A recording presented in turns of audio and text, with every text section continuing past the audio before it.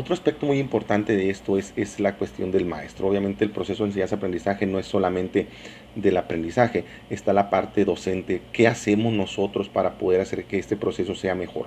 ¿Cómo estamos nosotros ayudando al proceso, al alumno, a la sociedad y a todos los participantes en este proceso de enseñanza-aprendizaje a que sea más efectivo? Obviamente hay aspectos en los que no podemos o no tenemos influencia, sin embargo, en los que tenemos están dentro de nuestras manos, hay que mejorarlos. Uno de ellos es muy importante. Eh, por ejemplo, está el proceso, dice aquí, que la organización del entorno, esto tiene que ver con class management o organizaciones de clase.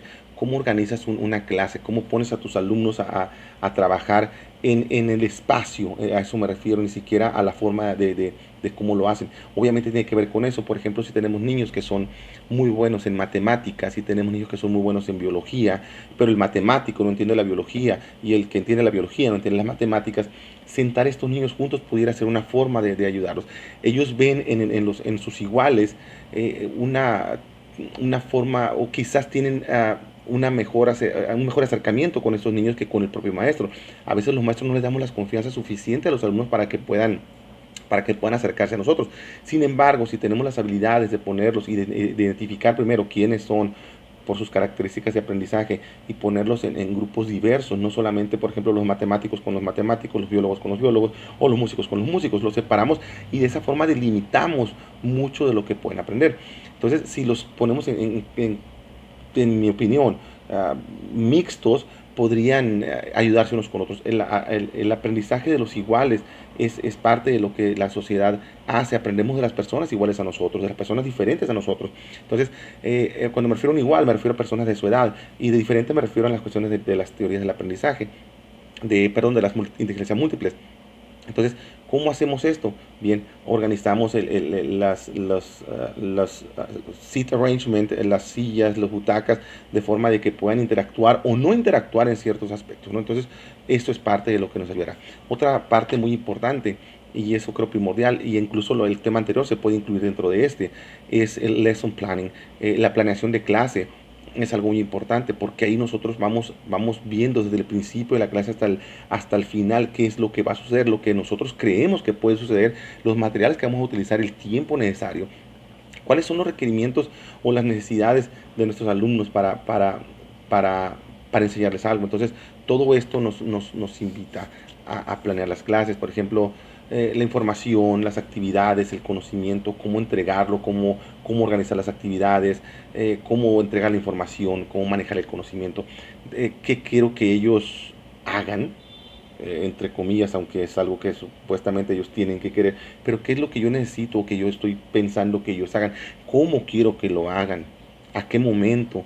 Entonces, ese tipo de cosas se ven en la planeación de clase, los materiales, el tiempo, los contenidos, y se pueden incluso tratar de proveer dentro de estos planeaciones de clase, aunque no se ocupen algunas situaciones extras, porque nunca falta alguna cosa que suceda y que no está dentro de nuestra planeación.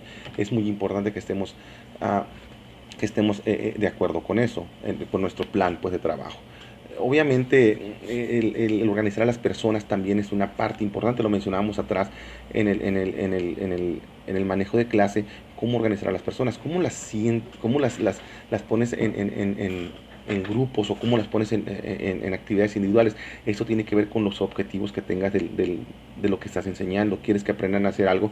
Bueno, sabes que lo pueden hacer individualmente o quizás en grupos. ¿Qué tan efectivo es que estos niños aprendan en, en, en grupo o individualmente? ¿Qué tanto les sirve, qué tanto les beneficia ese?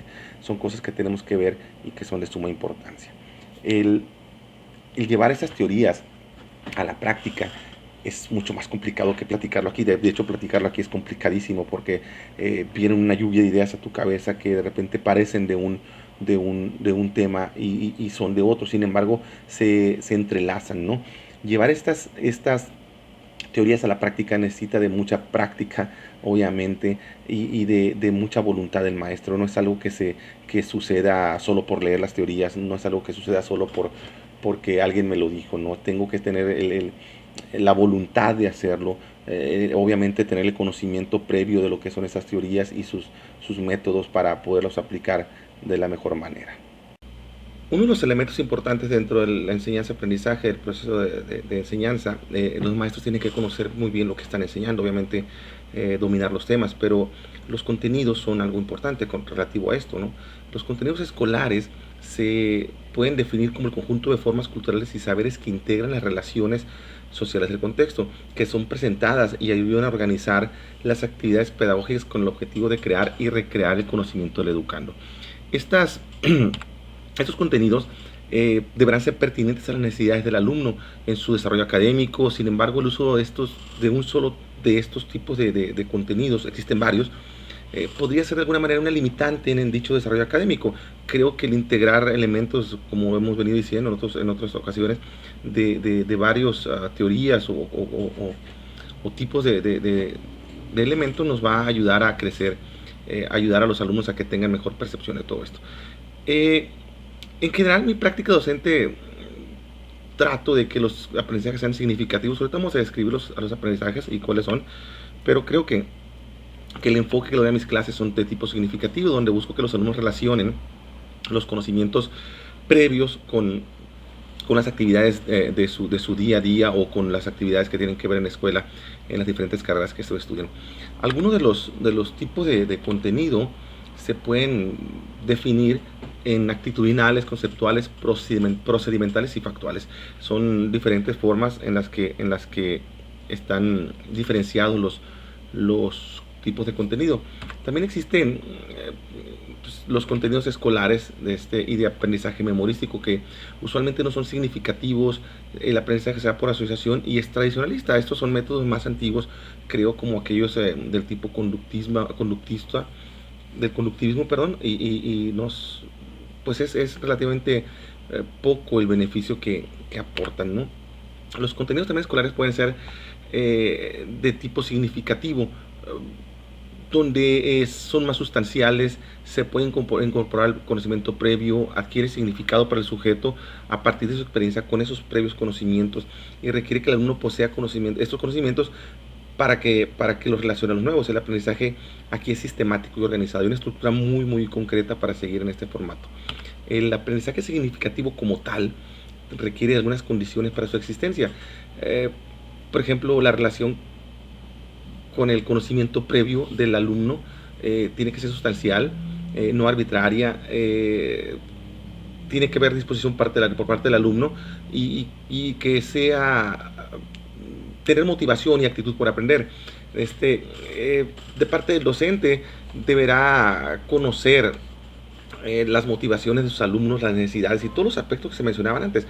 En el aspecto psicoeducativo, la importancia del desarrollo intelectual y de las capacidades cognitivas en las diferentes etapas del ser humano son factores importantes aquí.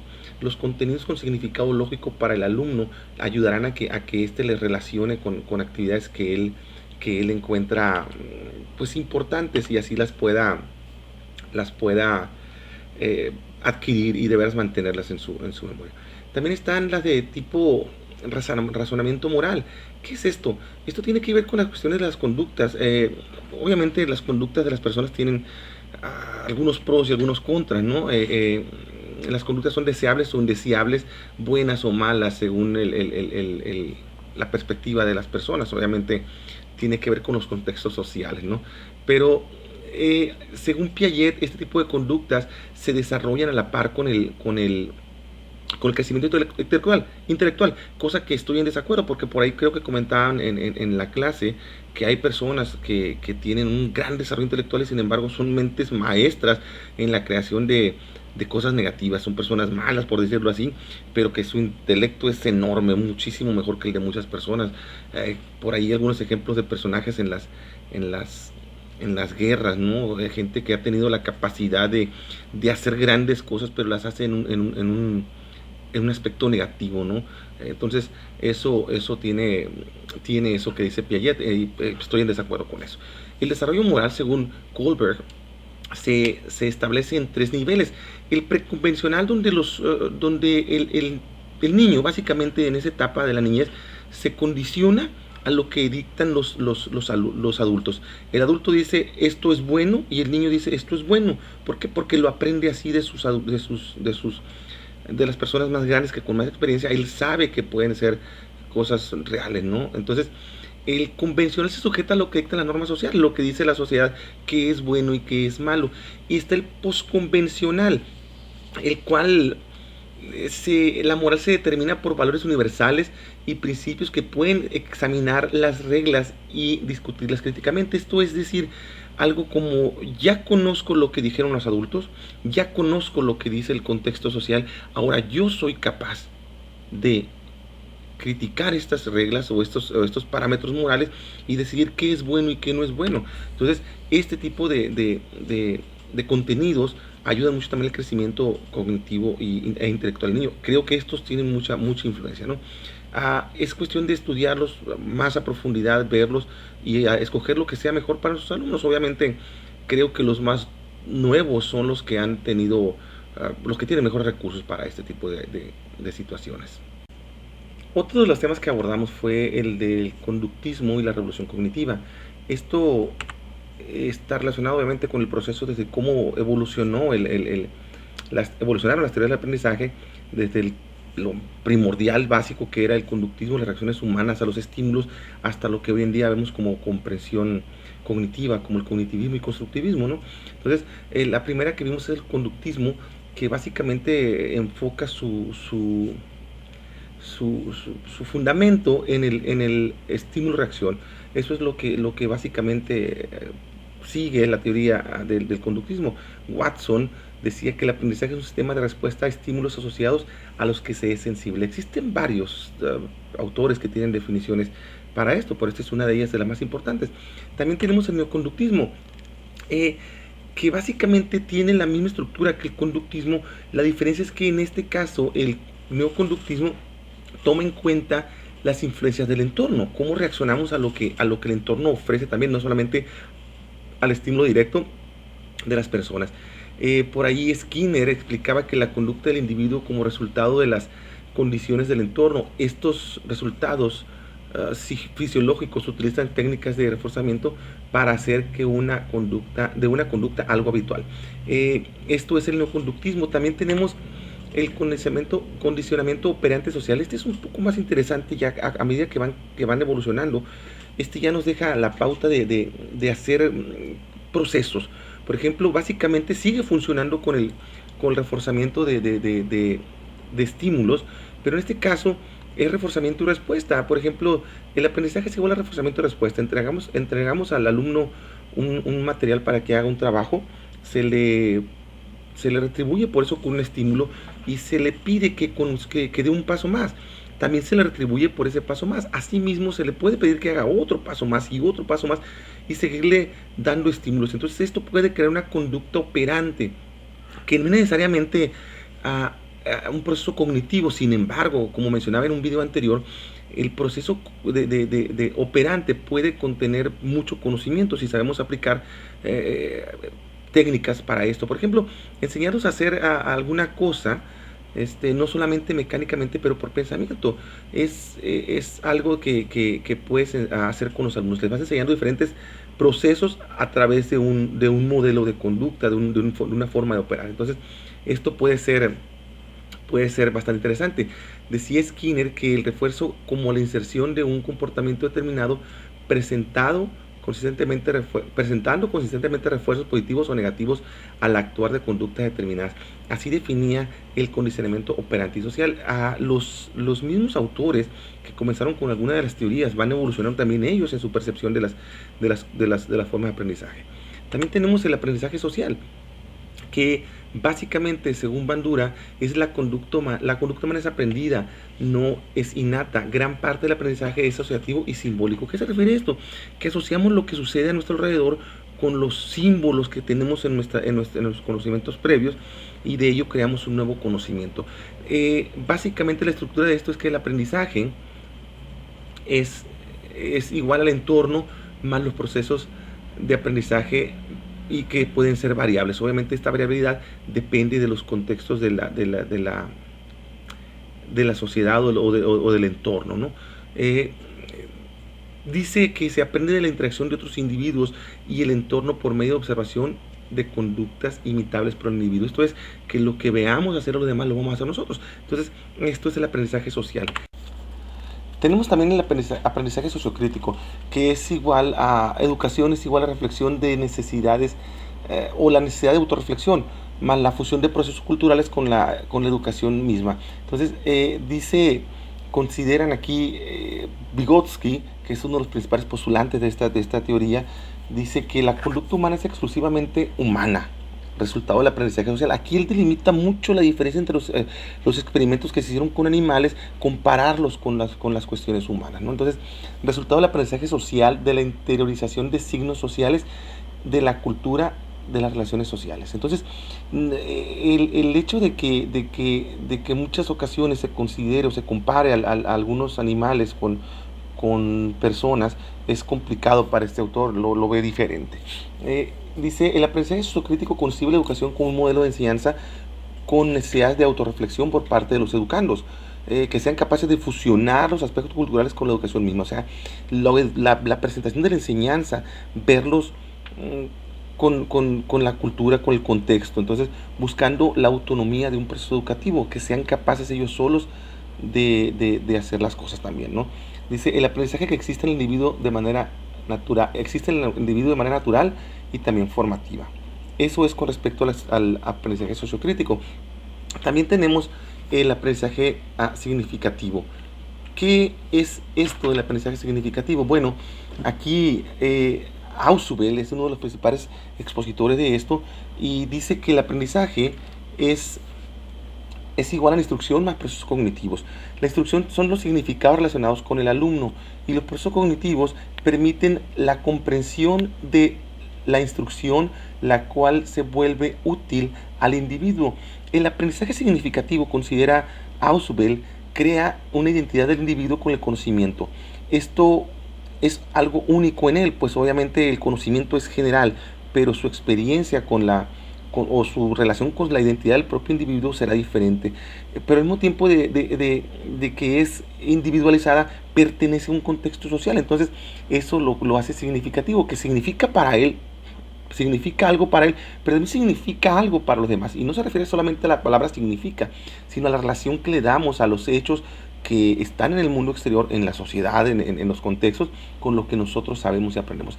Entonces, hacer algo relacionado con lo que nosotros conocemos o hacemos al diario, aprender algo respecto a eso, nos hace vincularlo fuertemente a la teoría del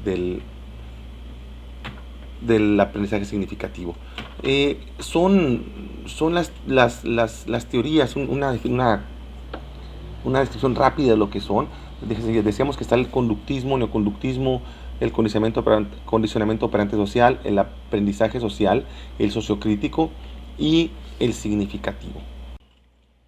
Dentro de los temas que manejamos aquí en la Universidad Pedagógica del Estado de Sinaloa, como aprendices de la licenciatura de enseñanza del idioma inglés, nos hicieron llegar materiales que tenían que ver con teorías que son relativamente nuevas. Se les llama aquí alternativas contemporáneas. Están 4 autores que fueron discutidos, que fueron comentados. Existen obviamente muchos, pero esos fueron 4 de los que más se mencionaron. Por ahí encontré yo en internet, en algunas fuentes, a un autor, Díaz Barriga, de quien no conozco mucho, pero he estado leyendo algunos temas cortos y tiene bastantes ideas muy buenas, ¿no? Entonces, pero por lo pronto esto fue lo que nosotros vimos acá en la universidad. Tenemos el tema que se llama la enseñanza según Palinsar y Brown. Estas dos investigadoras llevaron a cabo pues investigaciones con respecto a cómo sucede el aprendizaje. También está el proceso de enseñanza desde la perspectiva constructivista de Vygotsky, y Piaget. Pero ¿qué dicen estas personas acerca de esto? Pues primero que nada está Palinsar y Brown, que dicen que según ellos y su contexto de enseñanza, su concepto de enseñanza, el estudiante es sujeto de su propio aprendizaje y también es responsable de su propio proceso de aprendizaje, del proceso de enseñanza-aprendizaje. Dicen que para que esta enseñanza suceda, el estudiante y el alumno tienen que tener una comunicación adecuada, así como que los materiales que se utilizan sean adecuados. Es necesario que que obviamente los contenidos sean pertinentes a lo que el alumno necesita. Este proceso puede ser complicado. Se busca la autonomía del alumno para que sea responsable de su propio aprendizaje, pero mientras éste no sea capaz de retroalimentarse, ser crítico de sus acciones dentro del proceso, va a ser difícil. Sin embargo, una vez que este alumno vaya logrando esa meta, ese objetivo, eh, podrá diseñar generar su propio aprendizaje a medida de lo que necesita, ¿no? Entonces, se podrá decir, quiero aprender matemáticas hasta cierto punto porque es lo que necesito, obviamente, en este nivel en el que estoy. Y para esto se necesitan algunas cosas, como que haya motivación, orientación por parte del maestro, que los materiales, de nuevo, sean apropiados y que el contexto sea favorable. Es esto algo que pues, obviamente es necesario para que los cursos sucedan, para que la enseñanza suceda, ¿no? La enseñanza, según Palisade y Brown, también nos dice que la enseñanza recíproca es un tema interesante. Dice que es la interacción entre alumno y maestro para debatir un tema específico, buscando que su significado sea más profundo. Si hablamos de no sé, quizás aquel viejo, no sé, tema que decía ser o no ser, es algo que, que es, que es bastante complicado de pensar, ¿soy o no soy? ¿O qué tanto soy? Entonces, pensar en un tema específico y buscarle los más profundos significados hace que el alumno genere ideas, probablemente erróneas quizá, pero eso lo hace crítico, lo hace pensador. Entonces, el hacer que su mente funcione lo ayuda a seguir. Dice, esto se basa en una técnica de lectura enfocada en desarrollar la comprensión lectora. Obviamente esto tiene contenidos, no solamente la comprensión lectora, sino también el contenido que vas quedando dentro de ti a través de este proceso, ¿no? Y se conforma de 4 estrategias, dice que son preguntas, resúmenes, aclaraciones y predicción. Esto es en lo que se basa la enseñanza recíproca. Y aquí el papel del docente va disminuyendo a medida que el alumno va tomando control de lo que es el proceso de enseñanza-aprendizaje. Básicamente ahí sí son responsables los alumnos de su proceso de enseñanza-aprendizaje. También el docente tiene que proveer oportunidades para que los alumnos puedan tener un éxito en el logro de su proceso de enseñanza-aprendizaje. También está el aprendizaje, el proceso de enseñanza-aprendizaje de la perspectiva constructivista de Piaget y Vygotsky. Dice, el constructivismo describe al individuo como una construcción propia que se genera a partir de la interacción del entorno y de factores inherentes al mismo individuo. Creo que esto es de lo más interesante, pues tiene mucho que ver con las operaciones mentales. El conocimiento se da a partir de 2 premisas básicas, por ejemplo, que los conocimientos previos o representaciones que tengan algo que resolver. También de la actividad interna y externa que el aprendiz realice acerca de este conocimiento. Algo que dice aquí Piaget es que las operaciones mentales se sitúan entre los estímulos del medio ambiente y las respuestas adaptativas dadas por los individuos. Esto es interesantísimo también. Esto explica que el conocimiento es como es algo que va encontrando elementos en todos los lugares donde estamos. Entonces los va adaptando, los va haciendo propios. También hay un autor que está escrito por ahí, Cole, dice que el constructivismo se organiza en 3 ideas básicas. La primera es que el alumno, como decíamos anteriormente, es responsable de su propio proceso de aprendizaje y que el proceso de aprendizaje en el modelo constructivista guía a los alumnos a retomar lo que ya conocía para construir o reconstruir el nuevo conocimiento. De nuevo, los conocimientos previos son factor importantísimo dentro de este tipo de teorías. Y el docente es un organizador de los procesos constructivos del aprendiz, que con su experiencia de lo que ha sucedido en la sociedad puede guiar al alumno, igual con las experiencias del alumno, a crear un nuevo aprendizaje. Y por aquí está lo que encontré de Díaz Barriga. Les comentaba que he estado leyendo acerca de este escritor y encontré algo interesante. Dice que cada nueva experiencia tendemos a relacionarla a un conjunto de experiencias análogas que nos ayudan a comprenderla. ¿Qué es? Pues hacemos una analogía de lo que ya vivimos. Si hoy sucede algo, de alguna manera, aunque no sea consciente, lo relaciono con otros eventos que ya sucedieron y me da un entendimiento de cómo, por ejemplo, solucionar un problema. Hoy encuentro que quitar una lámpara del techo es difícil porque no tengo la estatura suficiente, pero me acuerdo que ya lo hice una vez. ¿Cómo lo hice? Pues acerqué una escalera, acerqué una silla, algo en que subirme y bajarlo. Entonces, esta analogía que haces de los conocimientos previos, perdón, te hace, pues, poseedor de conocimientos nuevos, ¿no? También dice aquí Díaz Barriga que construir significados nuevos implica un cambio en los esquemas de conocimiento que se posee previamente. Esto se logra introduciendo nuevos elementos o estableciendo nuevas relaciones entre dichos elementos. Así el alumno podrá ampliar, ajustar dichos esquemas o reestructurarlos a profundidad como resultado de su participación en un proceso de instrucción. Esto de nuevo sigue siendo teorías muy interesantes, son lecturas que hay que ver y que leer. El tiempo es corto para esto, se supone, no tengo límite para este video, pero ya tengo cerca de media hora hablando. Espero que haya cubierto los temas que piden en la escuela como requisito para esta materia. Creo que entiendo los conceptos, sin embargo, como dije al principio, muy al principio de este video, esto es muy complicado de explicar, más cuando quieres verlos todos juntos como lo estamos haciendo ahora. Eh, Mi nombre es Rodrigo Espinosa, soy alumno de la Universidad Pedagógica del Estado de Sinaloa, en Los Mochis, Sinaloa. Es un gusto poder compartir esto con ustedes. Espero de nuevo, como lo dije en el video anterior, que no sea muy complicado, que sea fácil de entender y ojalá no los confunda más allá de lo que intentamos ayudarles. Por ahí en algún momento adelante publicaré algunas de los trabajos que hicimos para esta materia porque son muy interesantes. Espero que le puedan servir a alguien de algo. Los voy a publicar como video aquí en YouTube para que puedan acceder a ellos y, como de nuevo, ojalá sean de beneficio. Muchas gracias por su atención y nos vemos en un próximo video si Dios quiere.